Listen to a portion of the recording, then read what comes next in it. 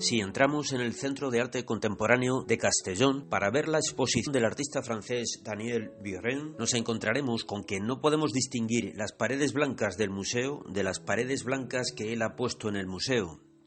Si uno va al Museo del Prado, antes de entrar ya sabe lo que se va a encontrar allí, cuadros.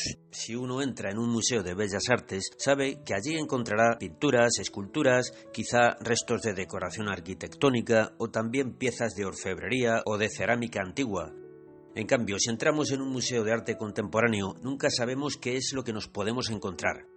Precisamente ese es uno de los atractivos de un centro de arte contemporáneo. La incertidumbre está asegurada. Podemos encontrarnos un tiburón disecado o un conjunto de piedras desparramadas por el suelo o un caballo colgado de la pared. Cuando observamos una de las obras de arte expuestas en un museo, quizás ignoramos datos concretos sobre ella, el autor, la fecha, las características técnicas, pero sabemos qué tipo de obra es dentro de nuestra clasificación de tipos de obras de arte. Pues bien, lo que se puede ver en un centro de arte contemporáneo seguramente no encajará en ninguno de esos tipos que conocemos. La incertidumbre se convierte en perplejidad. Esto supone para mucha gente una incomodidad, para otros resulta un gran aliciente.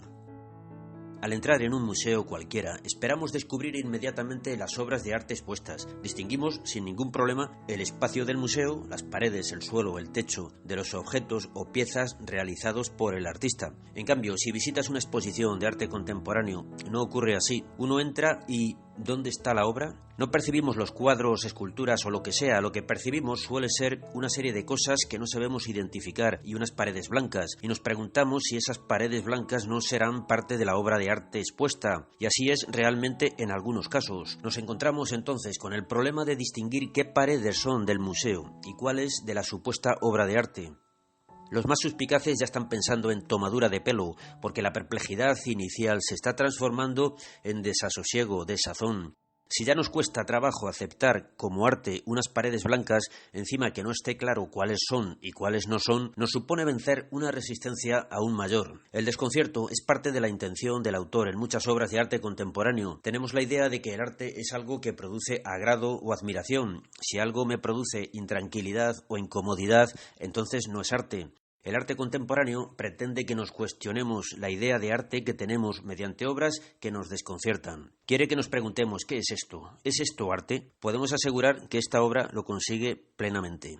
Lo que nos está diciendo es que hay arte para complacer los sentidos y hay arte para cuestionar cosas. Por tanto, la idea que tenemos de arte no es correcta, o mejor dicho, es un poco restringida. En fin, dirá alguno, la típica chorrada del arte contemporáneo, para hacernos considerar una idea tan simple, ¿qué necesidad había de hacer todo el montaje que han hecho aquí? La respuesta es clara, el arte no funciona por necesidades. Las cosas que dice un artista con sus obras se pueden decir también de otros modos. Es como si alguien dijera, para vivir no hacía falta hacer el Palacio de Versalles. Efectivamente, para vivir basta una cabaña con 4 paredes. El arte requiere acercarse, analizar, comparar, dedicarle tiempo, preguntar. Todo eso supone vencer una resistencia natural. Si no lo entiendo, paso. Si algo decepciona mis expectativas, lo dejo. Si no encuentro lo que espero, me voy. El arte contemporáneo exige una actitud contraria. Nos exige la curiosidad de indagar en algo que no entendemos. Incluso críticos y expertos tienen que pasar por esa incomodidad. El espacio vacío e indefinido en el que nos encontramos nos hace fijarnos en unas aberturas que nos permitirían entrar en unos recintos delimitados por paredes decoradas. ¿Estaremos saliendo o entrando? ¿Entramos en el espacio privado del museo, despachos, oficinas o entramos en la obra de arte? Para averiguarlo hay que arriesgarse. Lo que contemplamos es una habitación cúbica. Las 4 paredes, así como el techo y el suelo, son cuadrados iguales. Se trata de una cabaña, pues el recinto espacial en el que nos encontramos está separado del resto de los cubículos. Hay 6 de estas cabañas repartidas por el espacio del museo. Las 6 son iguales en sus dimensiones. 3 de ellas están orientadas según la dirección de los muros del museo. La orientación de las otras 3 está girada 45 grados respecto de las anteriores. Esta obra no encaja en ninguna de las categorías normales de obras de arte que habitualmente manejamos. Podríamos considerarla como una escultura o también como una obra de arquitectura, aunque intuimos que realmente no es ninguna de estas dos cosas. Se podría denominar arquitectura abstracta. Es arquitectura porque vemos una serie de elementos constructivos formando una edificación y delimitando un espacio. Sin embargo, ese espacio no tiene ninguna de las funciones propias de la arquitectura. ¿Qué utilidad o qué sentido tiene el espacio creado por estas obras? Así como a la pintura no figurativa se le llama pintura abstracta, porque el pintor puede hacer lo que quiera sin obligación de representar algo reconocible por el espectador, a la arquitectura que no responde a una razón de habitabilidad se le podría llamar arquitectura abstracta. El artista puede construir lo que quiera. El lugar que ha creado este artista no es para vivir, ni para estar, sino ¿para qué es este espacio? Para hacernos pensar sobre el valor de la arquitectura y sobre el valor del arte, además de haber sido construidas en el mismo lugar donde se exponen a la contemplación del público. La forma y la disposición de estas obras han sido concebidas en función de las características del espacio en que se habrían de situar. Hay una clara intención de interferir y chocar con la arquitectura del museo. La interrelación del espacio provoca una ambigüedad imposible de resolver. El espacio del museo y el espacio creado por el artista se mezclan. El material cerámico elegido para la decoración del interior de las cabañas tiene que ver con la industria azulejera de la ciudad donde está el museo. Incluso el aspecto de stands de exposición propio de una feria de muestras de productos de material de construcción está inspirado en esa misma industria. Esta obra no tendría sentido ni sería entendida fuera del Centro de Arte Contemporáneo de Castellón. Lo que percibimos al observar el interior de la cabaña es que el espacio ha petado. Se trata de un espacio en explosión. La explosión hace que esos elementos constructivos salgan disparados hasta chocar con los paramentos del museo. Hay alguna fuerza misteriosa que provoca la desestructuración de la cabaña. Esto refuerza más todavía la interferencia de la obra con el museo. La obra no puede ser vista sin ver a la vez el espacio del museo.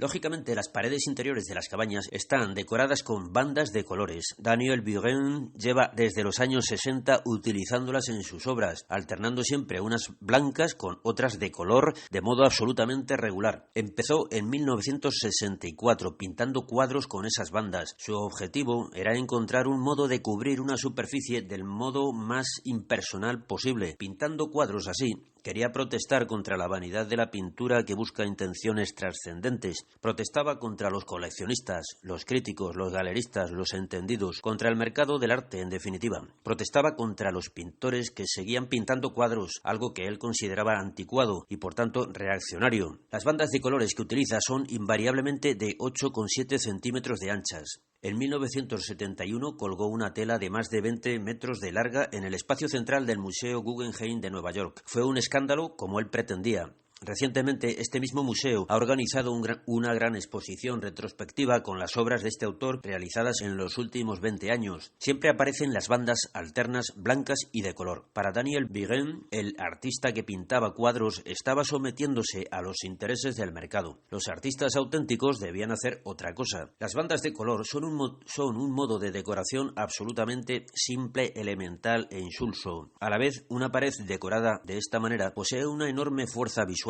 Casi es imposible no fijarse en ella. No permite distinguir entre figura y fondo. Esta distinción es buscada siempre que contemplamos una superficie pintada y decorada. Las bandas de Daniel Buren nos frustran esa búsqueda natural. Se imponen a la necesidad humana de encontrar una explicación racional a lo que vemos. ¿Son rayas blancas sobre fondo naranja o son rayas naranjas sobre fondo blanco? Son un modo de decoración presente en numerosas culturas y épocas. Incluso la anchura de las bandas, que por cierto corresponde a la separación entre los ojos de una persona, es una medida que se repite en camisetas de fútbol, en banderas o toldos sin que nadie las haya estandarizado industrialmente.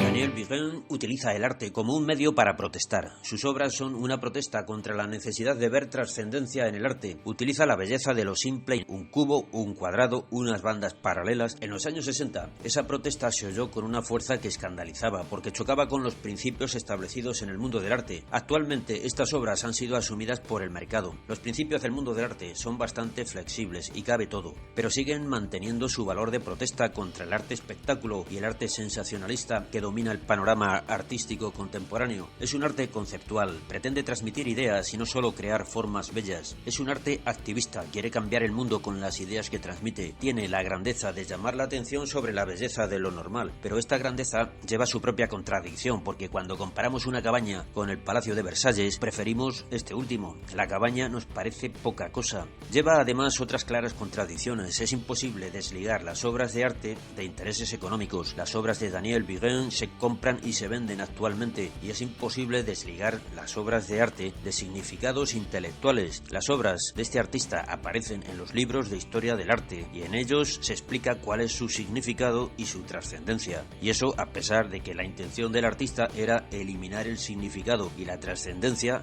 en el arte.